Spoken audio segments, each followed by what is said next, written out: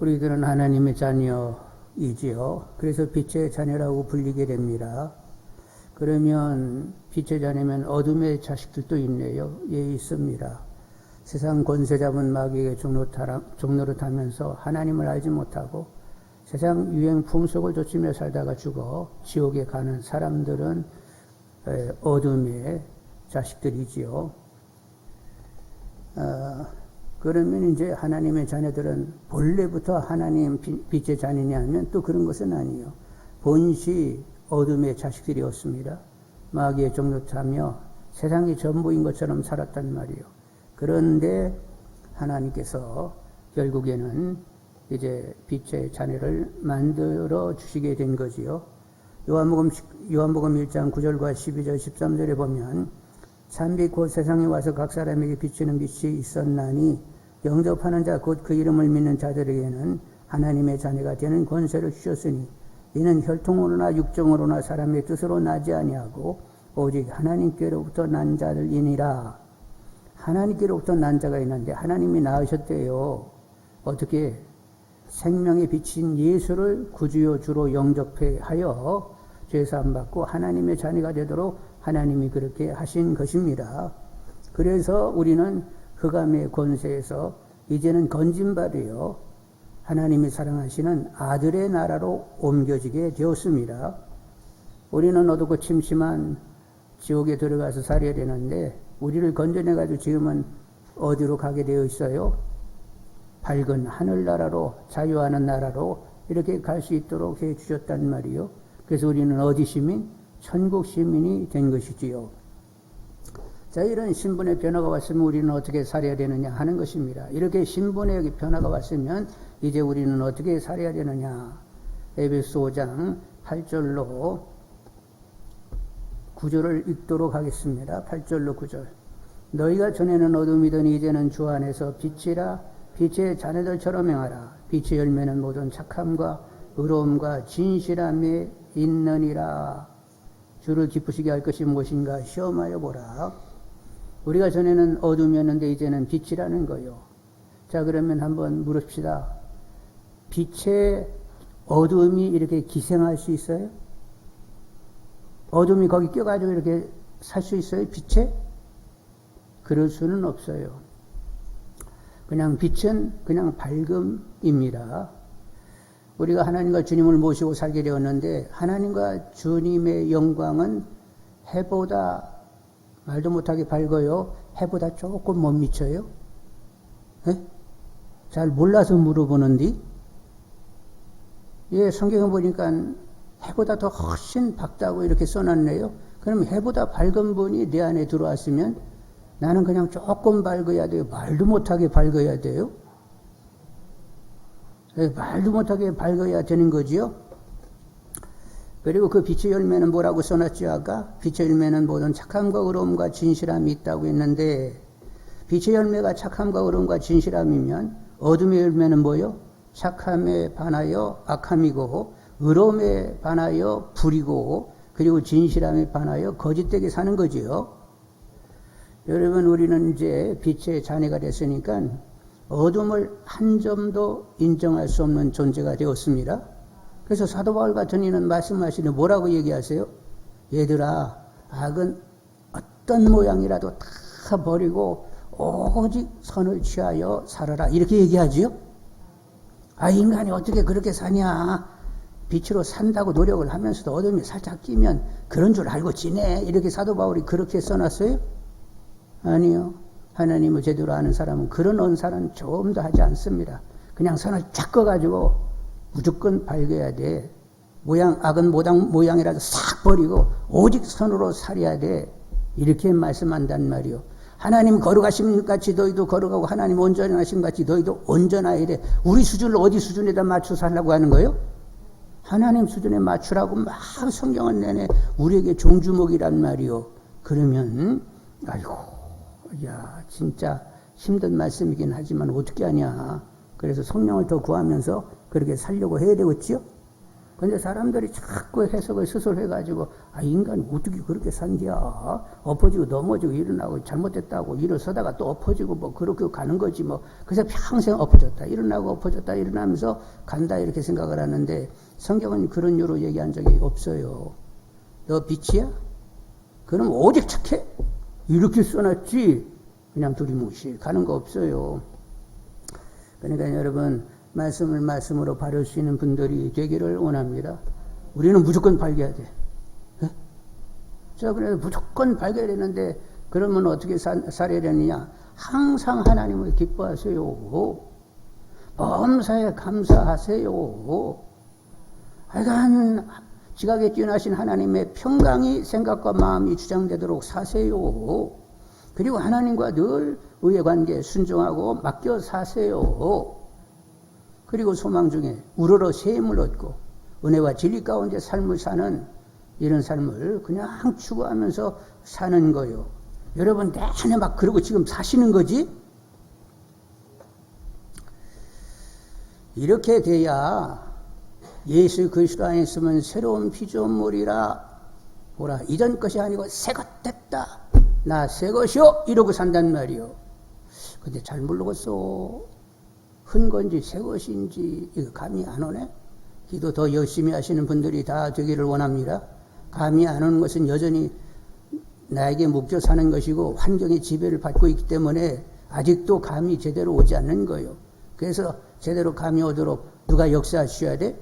은혜가 임하지 않고서는 아무 일이 일어나지 않으니까 하여간 이제는 내가 새것 됐다. 나는 그냥 빛이야. 어둠 한 점도 인정할 수 없어. 나는 무조건 오직 선을 취하며 사는 거야. 은혜와 진리로 살 뿐이야. 이래서 자네의 영광, 하나님의 자네의 영광을 가지고 하나님께 영광이 되어지도록 나는 사는 거라고 막 이루고 사시는 분들이 되기를 원합니다. 그러면 하나님이 우리를 보시면서 아따 그놈 용서하십시오. 아이고 인연 진짜 내 아들 내 딸이네. 아우 좋은 것들 뭐 이러고 좋아하시겠지요?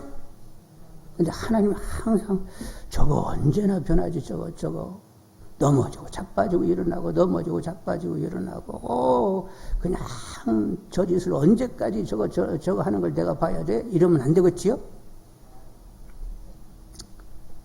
여러분 우리는 말씀이시고 생명이신 말씀이자 생명의 빛인 주님을 이제 모시게 되었습니다. 그래서 사도 바울은 어떤 말씀을 하시느냐? 거스리고 어그러지는 세대 가운데 너희들은 말씀의 생명의 빛을 발하라. 이렇게 말씀하신단 말이요. 내가 누군지를 아시는 분들이 되시길 바라고, 여러분 정말로 한 점 어둠을 인정치 않고자 하는 분들이 다 되기를 원합니다.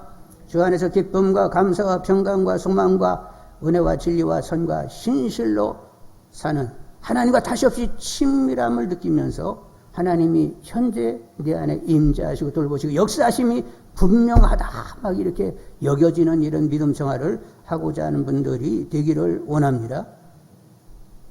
하여간 기도하셔서 풀어내시는 분들이 다 되기를 원합니다. 오늘은 우리들이 이제 빛의 자녀인데 용서와 사랑에 대해서 함께 좀 더 나누고자 합니다. 용서와 사랑. 그래서 에베소 4장 32절 5장 2절을 다시 한번 읽겠어요. 서로 친절하게 하며 불쌍히 여기며 서로 용서하기를 하나님이 그리스도 안에서 너희를 용서하심 같이 하라. 용서하는데 누가 우리에게 한 것 같이 하나님이 그리스도 안에서 우리에게 한 것 같이 용서를 하라는 거요. 그러므로 사랑을 받는 자녀같이 너희는 하나님을 본받는 자가 되고 그리스도께서 너희를 사랑하신 것 같이 너희도 사랑 가운데 생하라. 우리도 서로 사랑을 해야 되는데 누가 우리를 사랑한 것 같이? 그리스도께서 우리를 사랑하신 것 같이 사랑을 해야 된다는 거요. 그는 우리를 위하여 자신을 버리사 향기로운 제물과 희생 제물로 하나님께 드리셨느니라. 여러분 이렇게 용서하고 사랑하는 누가 먼저 그렇게 본을 보이셨다고요? 하나님과 주님이 본을 보이신 것처럼 본을 보일 때는 우리 보고 그렇게 따라 하라는 거예요. 그냥 듣고 말라는 거예요. 본을 보이실 때는 그냥 따라서 하라고 본을 보이신 것 아니요. 그러면 그냥 따르고자 하는 분들이 되기를 원합니다. 근데 이제 용서와 사랑 이것은 두 별개의 개념은 아니에요. 사랑 가운데 용서가 있습니다. 너희들 뜨겁게 사랑하라. 사랑은 모든 허물을 뭐 하는 거라고?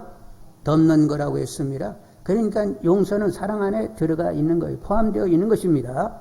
그런데 오늘은 용서를 조금 부각하면서 우리가 사랑할 것을 나누고자 하겠습니다. 이제 우리가 용서를 해야 되는데 다 아는 거예요. 자, 왜 용서를 해야 되는지 그 이유 몇 가지를 이제 우리가 나누게 되는데, 첫째는 하나님께 사랑의 빚을 졌기 때문에 갚기 위하여 우리는 용서를 해야 되는 거예요. 한 번은 베드로가 예수님께 묻습니다. 예수님, 누가 나에게 죄를 졌으면 몇 번 용서해야 되지요? 7번입니까? 하고 7번 얘기를 누가 먼저 꺼냈어요? 질문 던지는 베드로가 7번입니까? 이렇게 물었더니 7번씩 70번까지야? 이렇게 예수님이 대답을 하셨어요. 그러면서 예수님이 이제 비유를 주셨는데, 어떤 임금에게 빚진 사람들이 있었어. 1만 달란트 빚진 사람 불러가지고 네 몸을 팔고 그리고 아내를 팔고 자네들을 팔고 소유를 팔아서 갚으라 그랬더니, 임금님, 하여간 갚기는 갚겠으니까 좀 기다려주세요. 근데 임금이 보시니까 꼴이 못 갚을 위인이요. 그래가지고 불쌍한 마음이 들어가지고 이 녀석아 갚기는 뭘 갚어? 탕감이다 이 녀석아. 그래서 완전히 탕감을 해줬어요. 그래서 막 조아라 막 허리를 수십 번 굽혀가지고 감사하다 나왔어. 나오다가 이렇게 보니까 글쎄 자기에게 빚진 사람이 있었어요. 100데나리온 빚진 사람이 있었어.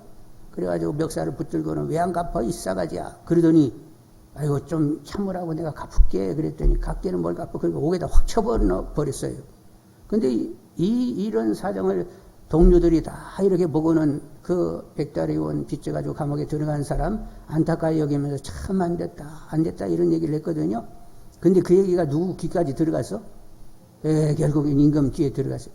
그래서 임금이 막 승질이 났어요. 내가 1만 달란트 그 엄청난 평생 갚아도 갚을 수 없는 것을 갚아줬는데 그 100데나리온 빚졌다고 그걸 집어넣었다고 이 싸가지 바가지 그러더니 불러가지고 너 이렇게 탕감 받았는데 너는 그 동료에게 그걸 불쌍히 여겨서 이게 탕감해 주지 못해서 네가 들어가라 그래가지고 그 사람이 옥에 들어가게 됐다는 거예요. 그러시면서 끝머리 예수님이 하신 말씀, 너희가 각각 마음으로부터 형제를 용서하지 아니하면 나의 하늘의 아버지께서 너에게 이와 같이 하시리라. 이렇게 말씀하시면서 우리는 하나님의 아들의 피를 흘려서 우리의 모든 죄를 다 용서를 하셨어요.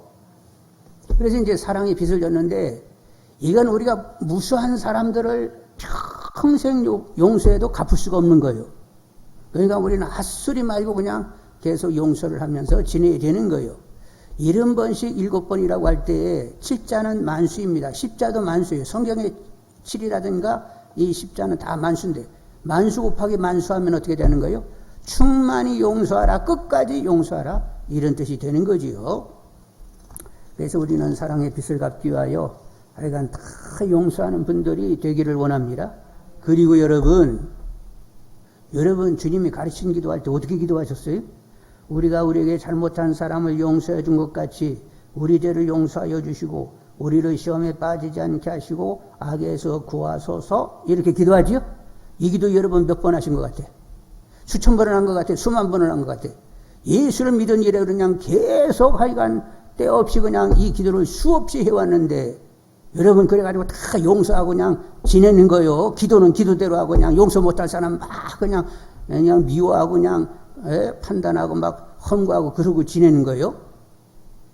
여러분 이 기도가 진정성 있는 기도가 다 되기를 원합니다. 우리가 우리에게 잘못한 사람을 용서해 준 것 같이 우리 죄를 용서하여 주시고 우리를 시험에 빠지지 않게 하시고 악에서 구하소서, 이 기도가 진짜 기도이기를 원합니다. 그래서 우리가 이렇게 우리의 모든 죄 다 용서함을 받았으니까 이제 평생을 갚아도 다른 사람 다 용서해도 못 갚는 이런 은혜라는 말이요. 그래서 이간 우리는 다 모든 사람을 용서하며 사시는 분들이 되기를 원합니다. 첫 번째는 그렇고, 두 번째는 하나님의 섭리를 이해하면서 용서를 해야 되는데, 하나님은 나를 단련하고 쓰시기에 합당하게 만들기 위하여 누군가로 악역을 하게 해요. 그래서 이렇게 고달픈 시간을 가지게 되는데, 하나님의 섭리를 이해하게 되면 그 사람을 용서하게 되는 것입니다. 이제 요셉이 가장 대표적인 인물이어서 다시 한번 예를 드는데, 그는 아버지의 편애를 받았습니다. 아버지가 내 부인이 있었는데 가장 사랑하는 이의 소생으로 요셉이 태어났는데, 어떻게 아버지가 그냥 다른 형제들은 대충 입혀놓고 이 요셉은 막 채색 옷을 입히고 그렇게 막 사랑에 쌓는 거예요. 그래서 막 형들이 요셉 용사에서 이 새끼 막 미워 죽어 그냥 시기가 됐단 말이에요. 근데 한 번은 이제 형들이 집을 떠나가지고 양을 치는데 요셉 보고 야 형의 안부를 좀 확인하고 와라 그래가지고 덜렁덜렁 이제 가게 됐어요. 아 오는데 형들이 보고는 저것 봐라 우리 죽이자 그래가지고 이제 죽이려고 물 없는 웅덩이에다 던져놨단 말이요. 그런데 이제 마침 약대상인이 지나가니까 야 이거 죽이는 건 이거 말이 안 되잖냐. 그냥 상인에게 팔자 해가지고 팔려서 결국에는 보디발 장군집에 갔어요. 거기서 종살이 잘하다가 글쎄 보디발 아내가 또 요셉이 예쁘다고 막 그렇게 꼬셔 싸가지고 거절을 했더니 자기를 겁관하려고 했다고 해가지고 무지하게 결국에는 옥에 갇히게 됐어요. 거기서 술관원과 떡관원을 만나게 됩니다. 바로 궁에서 술에게 떡을 관장하는 사람 만나는데 그들이 꿈을 꿨는데 그것을 해석해 줘가지고 한 사람은 바로 탄일에 복직하고 한 사람은 죽임을 당하게 되었어요. 그리고 2년이 지난 다음에 이 술관원 복직한 술관원이 바로가 꿈을 꿨는데 누구도 해석하지 못하는데 그때서 요셉이 생각나는 거예요. 그래서 요셉을 바로 앞에 나오게 해가지고 꿈을 해석해 주게 되었습니다. 그리고 이제 요셉이 총리가 되는 거지요. 그래서 이제 꿈대로 풍년 동안 7년 풍년이 돼가지고 양식을 잘 준비했다가 흉년이 도래하면서 그 양식을 풀어내면서 애굽 백성뿐만 아니라 그 인근에 있는 모든 이런 백성들도 이렇게 구하게 되었던 거지요. 근데 이제 야곱이 살던 그 고대도 흉년이 와가지고 야 애굽에는 양식이 있다고 하는데 너희들 갔다 와라 그래가지고 형들이 나타나게 되었어요. 그래서 이제 그 일로 결국 아버지와 형의 가족이 고센에 내려와서 살게 되었는데 요셉은 형들을 다 용서했습니다. 왜 용서했어요? 자기가 그렇게 형들에게 팔리게 된 것도 하나님의 허락이었고 보디발 장군집 또 감옥 그리고 술관원 만나 그리고 총리가 되는 이런 모든 것이 하나님의 섭리 하나님의 허락 역사였단 말이요. 근데 그렇게 된 것이 흉년 가운데 인간의 모든 백성을 살릴 뿐만 아니라 아버지 가족을 살리기 위하여 하나님이 이렇게 모든 일을 경영했다는 사실을 이해하면서 형들을 용서하게 되었던 거지요. 그래서 창세기 50장 20절로 21절에 당신들은 나를 헤아려 하였으나 하나님은 그것을 손으로 바꾸사 오늘과 같이 많은 백성의 생명을 구원하게 하시려 하셨나니 당신들은 두려워하지 마소서 내가 당신들과 당신들의 자녀를 기르리라 하고 그들을 간곡한 말로 위로하였더라. 이렇게 형과 그 가족을 위로하는 거 보니까 용서 이미 끝난 거지요. 하나님이 형의 가족을 살리기 위함으로 이렇게 일을 진행했다라고 하면 용서할 수밖에 없다. 그리고 그들을 선대하게 되었던 거지요. 스데반 여러분 아시는 대로 성령 충만하고 지혜 충만하고 믿음 충만하고 칭찬을 받는 표적과 기사를 일으키면서 막 사역을 엄청나게 일으키고 있었어요. 그런데 사울이란 청년의 주동으로 돌에 맞아 죽습니다. 그런데 성령이 충만하여 천사처럼 얼굴은 빛나고 있었고 그리고 마지막 죽으면서 저들의 죄를 용서해달라고 기도하게 되었던 거지요. 이렇게 스데반이 죽고 이 사울이 또 대상의 권세를 얻어가지고 각각 가가 호를 다 이렇게 수색하면서 예수 믿는 사람을 찾아가지고 결국 감옥에 가두는 그런 일을 하게 되었습니다. 그러다 보니까 교회가 완전히 확 흩어지게 되었어요. 사실은 교회가 흩어져야 됩니다. 성령이 임하심을 권능을 받고 예루살렘과 유대와 사마리아 땅끝까지 이르러 내 증인이 되라고 했으면 알아서 흩어졌어야 되는데 흩어지지 못하고 있으니까 누구를 들어서 쓰셨다고요? 사울을 들어가지고 다 흩어버리게 만들었단 말이요.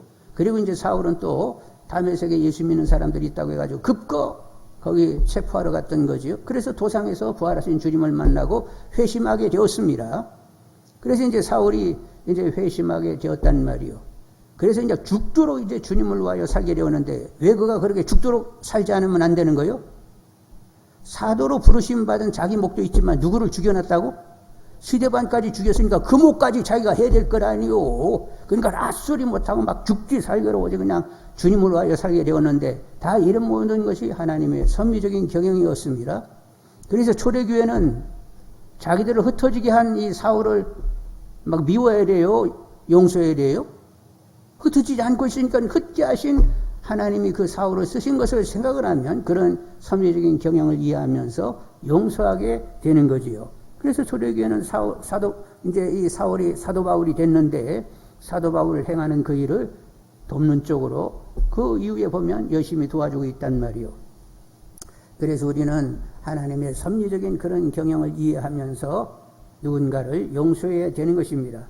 여러분 주위에 늘 부정적인 태도와 감정을 가지고 여러분을 대하는 사람이 있을 수 있습니다. 그런데 여러분 주위에 누군가 여러분에게 부정적인 감정과 태도를 가지고 여러분을 대하는 사람이 있는데 하나님이 허락하지 않으면 그 사람이 있어요, 없어요? 그 사람이 있다는 것은 누구의 허락이요? 하나님의 허락이요. 하나님이 허락지 않은 일이 일어나는 일은 하나도 없습니다. 다 하나님의 허락이요. 그러면 하나님의 허락이면 누구에게 물어봐야 돼요? 그 사람하고 따져가지고 당신 왜 나를 이렇게 힘들게 하는 거야? 하나님이 시켜서 그런 거야 하고 이렇게 물어야 돼요. 아니면 하나님께 왜 그 사람을 하나님 내 곁에 두신 것입니까? 저에게 무엇을 깨닫게 하시고 무슨 변화를 주시려고 이렇게 허락하신 것입니까? 그 일을 주관하시는 하나님께 먼저 물어야 될 건 아니에요? 그 사람은 백날 따져가지고 왜 당신 나를 그렇게 힘들게 하는 거야? 그럼 그 사람은 뭐라고 하겠어요? 몰라 그러지. 그리고 어떤 이유, 개인적인 어떤 인간적인 이유를 가지고 얘기하지 그렇게 하나님의 섭리적인 경험 가지고 얘기를 하는 건 아니에요. 그러니까 일을 허락하신 하나님께 왜 이런 일이 저에게 있어야 되는 거예요? 하나님께서 무슨 깨달음과 무슨 변화를 주시려고 그러신 거예요? 그러면 이게 다가오는 게 있잖아요. 그래서 하나님이 나에게 이런 선한 변화, 그리고 하나님 앞에 온전히 쓰임이 되기 위하여 일이 하셨다. 이렇게 이해가 되면 그 사람이 용서가 되는 거지요. 그런데 이런 용서는 땅에 속한 사람들이 할 수 있는 일이요? 하늘에 속한 사람이 하는 일들이요? 땅에 속한 사람은 죽었다 깨도 그 일이 이루어지지 않아요. 하나님의 섭리적인 경외라는 이해가 전혀 없으니까 땅의 사람들은 그런 용서가 할 수가 없는 것입니다. 하나님을 아는 하나님에 속한 하늘에 속한 자들만이 할 수 있는 거예요. 여러분 차원이는 이런 용서를 할 수 있는 분들이 다 되기를 원합니다. 그리고 이제 우리가 또 용서해야 되는 것은 우리가 성전되었기 때문에 그렇습니다. 하나님을 모신 성전이 되어서 그렇다는 거예요. 구약에는 하나님의 임재 장소가 어디요? 성전입니다. 하나님의 임재 장소가 성전인데 거기 나가려고 하면 죄를 팍하니 가지고 나가야 돼요. 죄 하나도 없게 만들어야 돼. 그래서 속죄제를 드리게 한 것 아니에요. 그런데 이제 우리가 지금은 성전됐단 말이요. 그래서 이제 하나님이 내 안에 오셨으니까 적당하게 모셔야 되겠어요? 말도 못하게 깨끗하게 모셔야 되겠어? 하나님 오셔가지고 와 편하다, 아우 깨끗하네 이러고 하나님이 계셔야 되겠어요? 아유 이 지저분한 것, 이 더러운 것, 와 이거 왜 이렇게 이거 무슨 냄새냐, 이거 왜 가스 냄새냐 이러면 안 되겠지요? 그런데 사람들이 보면 하여간 정신없게 하나님을 모시는 경우들이 있어요. 여러분 그러시면 안 됩니다. 고린도전서 3장 16, 17절에 너희는 너희가 하나님의 성전인 것과 하나님의 성령이 너희 안에 계시는 것을 알지 못하느냐? 누군지 하나님의 성전을 더럽히면 하나님이 그 사람을 멸하시리라. 하나님의 성전은 거룩하니 너희도 거룩하니라. 하나님을 모셨으니까 어떻게 모시라고? 하나님의 성전은 거룩하니 너희도 거룩하라. 이렇게 말씀을 하시는 거예요. 내가 성전 됐고 하나님을 모셨으면 거룩하게 하나님을 모시고자 하는 분들이 되셔야 됩니다. 여러분 날마다 어떻게 하면 하나님을 편하게 깨끗하게 거룩하게 모실까 막 이 궁리를 하면서 그냥 하루하루를 보내시는 거지요?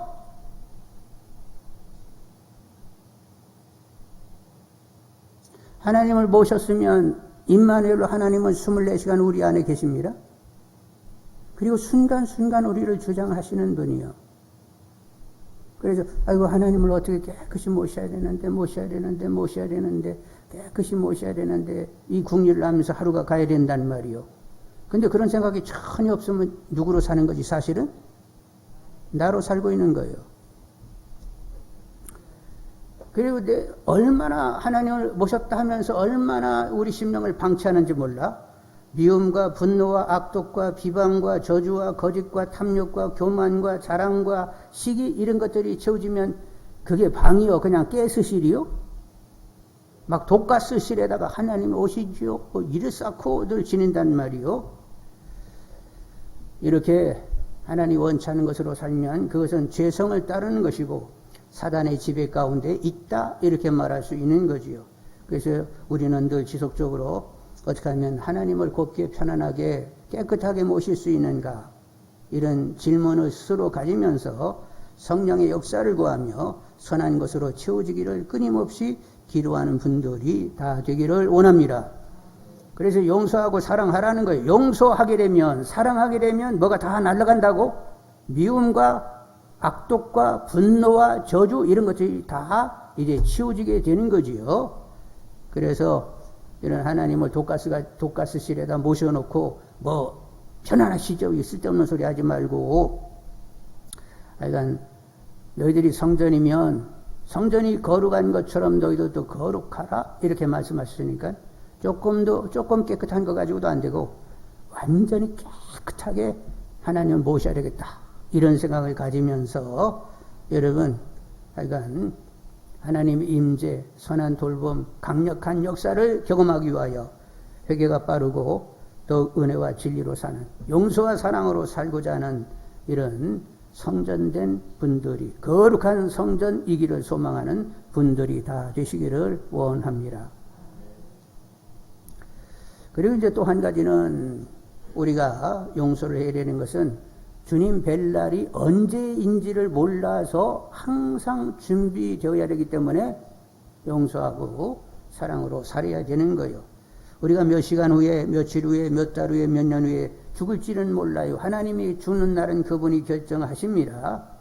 근데 하여간 우리가 죽게 되면 영광의 몸체를 입고 천국에 들어가게 되는데 준비가 되어야 돼요.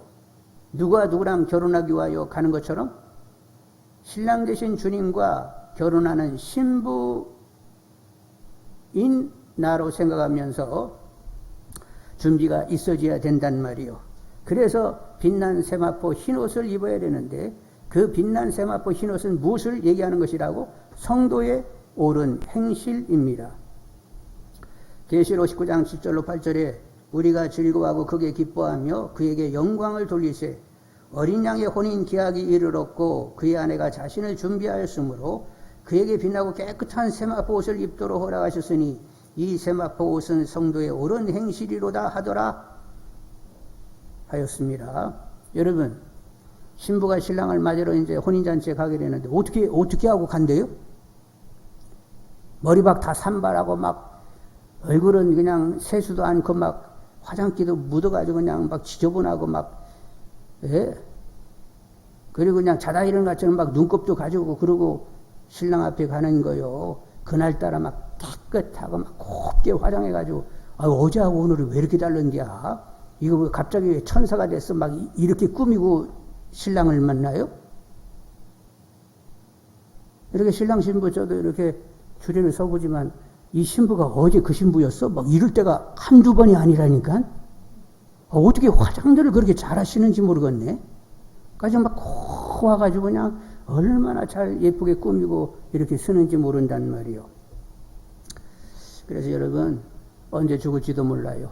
주님의 부름이 있을 때에 세마포 깨끗한 흰옷을 입고 그분 앞에 나서고자 해야 됩니다. 근데 언제 부를지 모른다고 하기 때문에 항상 준비된 이런 심령이 되어야 된단 말이요.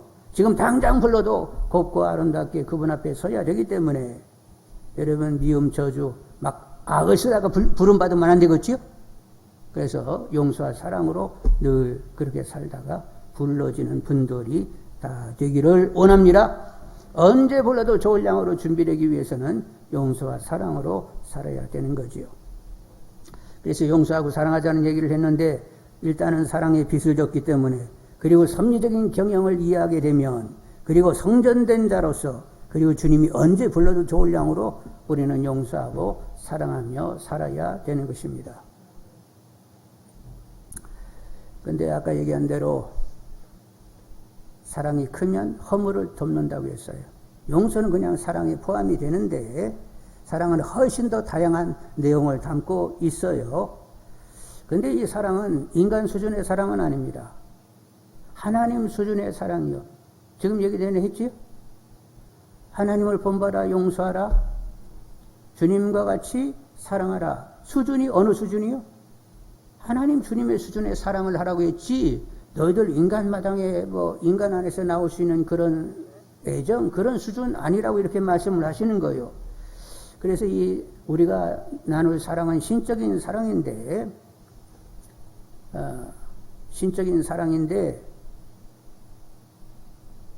성령이 역사하지 않고서는 이 사랑은 흘러가지 않습니다. 목마름으로 성령을 구하는 가운데 성령이 생수의 강처럼 흐르면서 이 사랑도 흐르게 되어 있다는 말이요. 그래서 늘 성령 충만을 구하면서 이 사랑을 감당코자 하는 분들이 되기를 원합니다. 그런데 주님의 사랑은 어떤 사랑? 자격 없는 자에게 베푸시는 일방적인 희생적인 사랑입니다. 아니, 자격 있는 사람에게, 일반적으로 사람들은 자격 있는 사람에게 열심인데, 주님은 자격이 전혀 없는데도 불구하고 막 생명까지 이렇게 주시는 사랑이란 말이요. 이런 사랑은 인간마당에서는 없어요. 인간들은 그래도 나에게 잘해주면 나도 잘하고 못하면 나도 못하고 많은 것이지, 자격이 전혀 없는 자에게 목숨까지 주는 그런 사랑은 하나님과 그 아들밖에는 할 수 없는 사랑이요. 근데 이런 사랑을 우리에게 하라고 이렇게 말씀을 하신단 말이요. 그래서 우리는 서로 사랑하면서 살아야 되는데, 물어봅시다. 여러분, 사람을 사귀어보니까 그렇게 자격을 갖춘 사람 여러분 찾아봤어요? 너나 나나 다 자격 없잖아요? 여러분, 주님으로 산다고 말만 하지 주님으로 사셨어요? 주님으로 마음 먹고 주님으로 뜻을 정하고 주님으로 태도를 결정하고 주님으로 말하고 주님으로 행하고 주님으로 일하시고 주님이 전부된 삶을 살았냐고요. 아니, 주님 잊어버리를 그냥 주님을 계속 잊어버리고 그냥 나로 살고 그랬지. 그러니까 우리는 정말로 하나님 보시기에 자격이 없다는 말이에요. 우리 서로 봐도 별로 자격이 없어요. 인간 그렇게 대단하게 갖춘 사람 없어요. 그러니까 서로 사랑할 만하지요? 사랑은 뭐라고? 하나님의 사랑은 뭐라고? 자격 없는 자에게 일방적으로 희생적인 그런 사랑이라고 했는데, 우리 피차 자격이 전혀 없는 사람들이니까 하여간 주님 사랑 내 안에 있어 흘러가게 해달라고 기도하면서 사랑하는 사이들이 다 되기를 원합니다.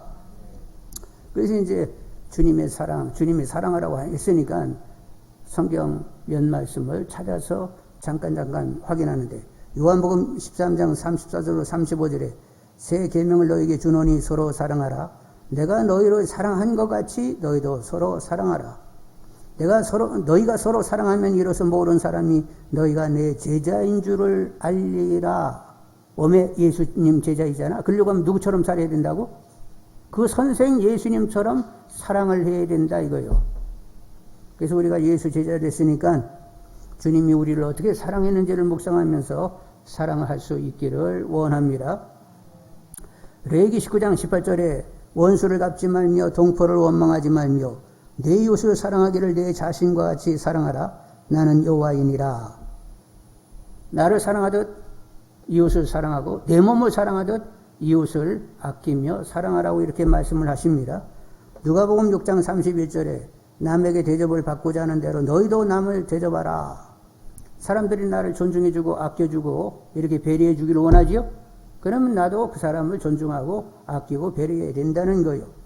고린도 13장 4, 5절에 사랑은 오래 참고 사랑은 온유하며 시기하지 아니하며 사랑은 자랑하지 아니하며 교만하지 아니하며 무례히 행하지 아니하며 자기 유익을 구하지 아니하며 성내지 아니하며 악한 것을 생각하지 아니하며.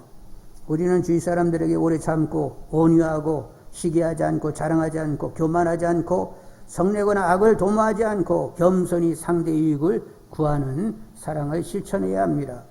에베소 4장 31절 29절 보겠습니다. 에베소 4장 31절 한번 보겠습니다. 4장 31절 너희는 모든 악독과 노함과 분냄과 떠드는 것과 비방하는 것을 모든 악의와 함께 버리고. 왜 버려야 돼요? 이런 것이 잔뜩 하면 완전히 내 심령에 막 가스실이 돼가지고 그냥 하나님이 들어가서 매워 이거 어떻게 여기 있어 하고 그냥 뛰쳐나오신단 말이요. 그래서 어떻게 지내야 되느냐. 29절 무릇 더러운 말은 너희 입 밖에도 내지 말고 오직 덕을 세우는 데 소용되는 대로 선한 말을 하여 듣는 자들에게 은혜를 끼치게 하라. 여러분 말을 할 때도 때에 맞고 지혜롭고 덕이 되고 은혜로운 말, 이런 말을 하는 이들이 다 되어야 되겠습니다. 하지 말라면 하지 마세요. 야고보 사도 말씀한 대로, 아니 샘에서 어떻게 쓴물과 단물을 같이 낼 수 있느냐.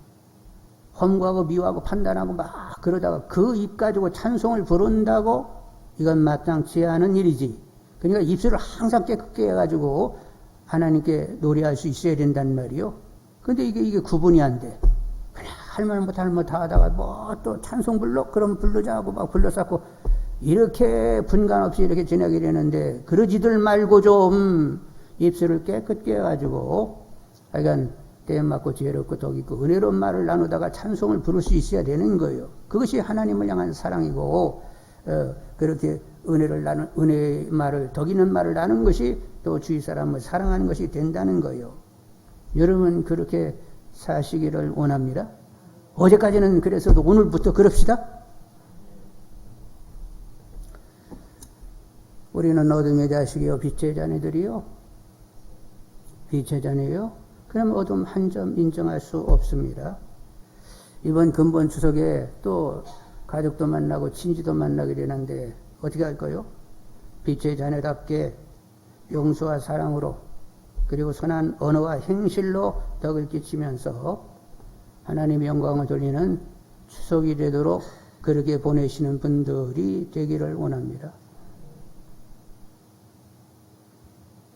이런 기회에 더 빛나게 하나님의 은혜를 드러낼 수 있는 하나님의 아들, 딸들이 다 되기를 원합니다. 기도하겠어요.